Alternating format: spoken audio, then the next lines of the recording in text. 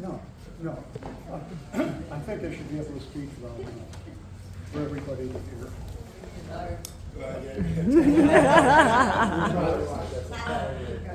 Attorney's left here. Okay, I don't know if I can speak. Do you want to use the stand?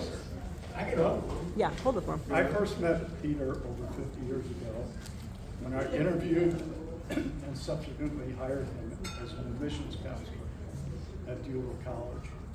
A recent graduate from Penn State University with a master's degree in student personnel administration.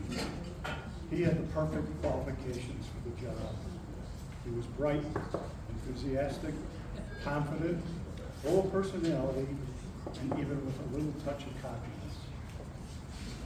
But as a predominantly female college, we needed a little testosterone at the time, and Peter supplied that. We had a common objective at the time, not only to increase enrollment, to change the image of the school, and transitioning it to a truly co-ed university. With the war in Vietnam ending, winding down, there were thousands of men being released from the Army, from all the military, and they had plenty of educational benefits at the time. Seeing it go with an opportunity, Peter concentrated his efforts in developing and implementing a veterans outreach program that continued to feed the university with more male students than it had ever seen in its history. New student activities and services had to be implemented targeting this male population, and one of those was intercollegiate basketball. And you met some of the players that were here today, I'm sure, and it was nice of them to come. We worked hard and played hard. As young men, we were full of energy, we loved sports, and we were pretty good at them. Many times we'd skip lunch in the faculty dining room to play tennis in the gym. We also put together a faculty basketball team and played against the Buff State faculty on a fairly regular basis. Our relationship became more than professional as Cassie and I were introduced to his girlfriend then, Irene, and that introduction obviously changed our entire life because we were gradually integrated into their family as they became married. We witnessed the birth of their children, the baptisms, the birthdays, the graduations, and the cherry on top was having Courtney King as our godchild. Additionally, their friends became friends integrated in our family as well. We met the Tonas, who you saw Frank speak, the Manuelis, the Galantes, the Borons who were here earlier. They all became our friends through the Stevenses.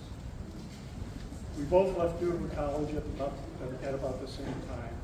I went into industrial sales while Peter was hired as director of admissions at Damon College and was eventually promoted to vice president. Anyone would be happy with a career in higher education, but Peter had other ideas in mind. Believing in his potential and the creative possibilities of owning his own business, he took a leap of faith and Cambridge Stratford Study Skills Institute was born. Many people question this move. After all, very few small businesses survive past 10 years and beyond. But knowing the man as I did, there was never a doubt in my mind that he would succeed. He had self-belief, imagination, and innovative ideas. Failures were never an option for Peter. Bumps in the road were just opportunities to double down and redirect his efforts. Peter is one of only a handful of people I've ever met in my life who embodied the talent and the entrepreneurial spirit to succeed in almost anything he would try. To me, Peter was synonymous with fun and loving life. He loved camping, and I think most of the time we went along with his obsession so as not to disappoint. I've told a story before at Christmas to these guys at Irene's Christmas party about our attempting to run the rapids at Letchworth State Park in the Genesee River, which amounted to what was a little more than a raft that you'd use for your backyard swimming pool. Fortunately, the park rangers stopped us before we could try to run these rapids. In another instance, Peter called me very enthusiastically to say, look, I've just rented a cabin at Allegheny State Park for $250 for a week. So I said, oh, that's great. This place had a great house, and everything was contained in the great house. It had stoves, refrigerators, picnic tables for eating, had the whole 9 yards. There were a half a dozen cabins on one side of it, half a dozen cabins on the other side. So Peter said, let's put out an APB and invite everybody we know, all our friends and families, to attend. So it was kind of like rent it and they will come, and they did. Okay, but the Peter moment actually came when we loaded two cars with kids to take them swimming at the Red House Lake. His brother Bob and he were in one car, the lead car, and I had a bunch of kids in the second car. Well, as we're driving to the Red House Lake, he starts sticking his head out the window and lighting cherry bombs, which he threw at us as we were following him. Unbelievable. Very The believable. good news is nobody got hurt, and that was just Peter. Peter was like Forrest Gump. Life to him was a box of chocolates, and you never knew what you were going to get. One day he calls again and says, the original movie of West Side Story is playing at the Riviera Theater. Let's go. So we agreed to meet Peter and Karen there. He says, the movie starts at 7 o'clock. So be there at 5:30 so we can go for a little snack and a drink. So I said, okay. So we get to downtown Tonawanda, and I see his van backed into a parking lot. We are able to find a parking space not far away. So we pull in. As I'm walking up there, I see him pull out a table from the back of his van, probably something he picked out of the garbage or on one of his garage sales. And he's putting a tablecloth on this thing. He pulls out shrimp. He pulls out snacks, crackers and cheese. In the back of the van is a case full of ice filled with beer and vodka. Also, he has some wine iced down, white wine, and some red wine as well. So there we are, having a picnic in the middle of Tonawanda across from the Riviera Theater. We have people coming by, either laughing at us or sneering at us. We didn't know what to make. But there again, there was Peter. I felt like we were at the Erie County Fair, like the food court at the Erie County Fair, for God's sakes. I don't know how many laws we broke that day, but boy, I guess if Norma Tower was here, I could ask him. Everything was an adventure to Peter, of course. He had the uncanny ability to transform the simple into the unusual. He had a zest for life and a mind that was always working. I don't think he ever ran out of ideas.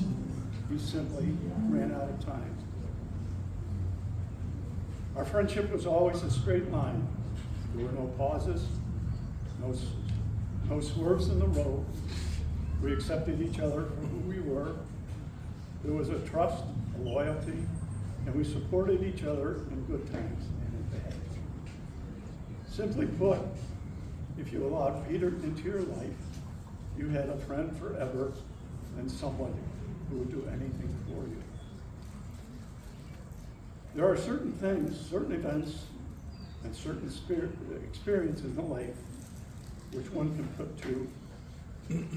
point to define a person. When our son passed away, he and Karen wrote a heartfelt letter to Cassie and I. He also attached a 2-page document entitled, "In Memory of Christopher from Uncle Peter."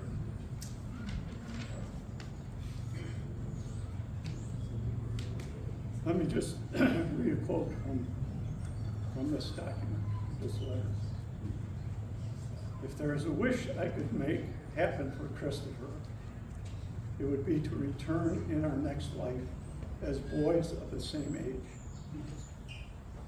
so that the craziness of our adventures would make happiness for both of us." I wonder what the boys are doing today.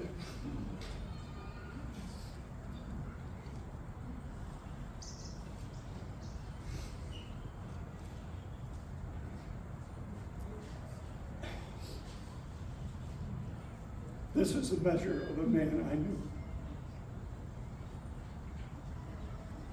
As was said before, was he perfect? No, not by any means. He suffered from the same condition we all do, the human condition. But as my wife would often say to me, you can dislike some of the things a person does and still love him. And by God, I love him.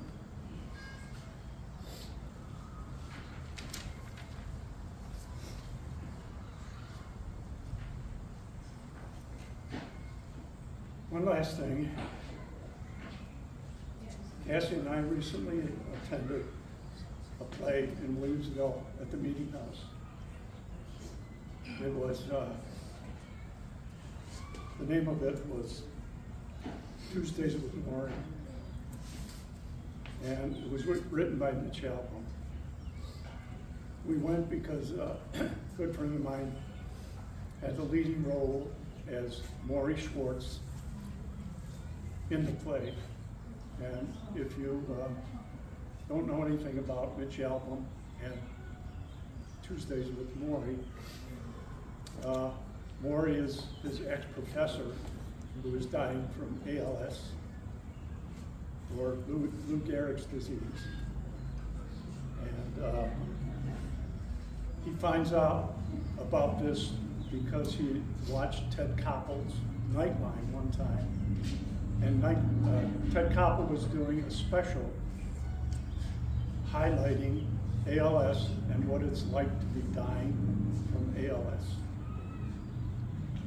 So they bonded together when Mitch attended Brandeis University. Maury was a sociology professor there, and they just hit it off. They had good times together. It's one of those things where you have a favorite professor. And after 16 years, they had not been in contact with one another. But he decides to finally hop on a plane and go from Detroit to Boston. Now, if you know nothing about Mitch Albom is a renowned author. He wrote Tuesdays with Maury. He wrote The 5 People You'll Meet in Heaven. Sold over 40 million books. So he's a very successful person. He's got his own sports column in the Detroit paper. He's got his own sports TV show, sports radio show. Very wealthy person. But he decides after meeting the first time with Maury that he's going to do this on a regular basis. So every Tuesday he goes to meet Maury Schwartz One day, when they're meeting, he burst out in tears. And Maury says to him, "Mitch, why are you crying?" He said, "I just lost my mother." And he said, "You know, I wish I had spent more time with her. I wish I had told her more that I loved her. I wish I had hugged her more." And so Maury says to him, "Mitch, you're crying because you have regrets." And Maury says back to him, he says, "You know, if you pursue what is good in life, you will have no regrets." And in the case of Peter, I pursued what was good in life. Amen. So I had no regrets. And I'm supposed to say, because I have no regrets, I have no tears. I just have a smile on my face.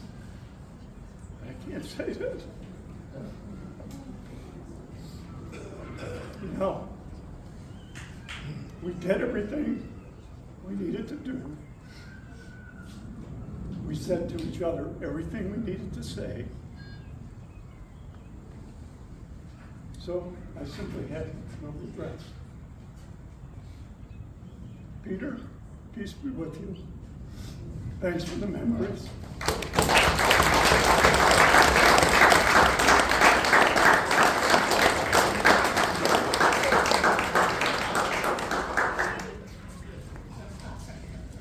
Who wants to follow that? Not me,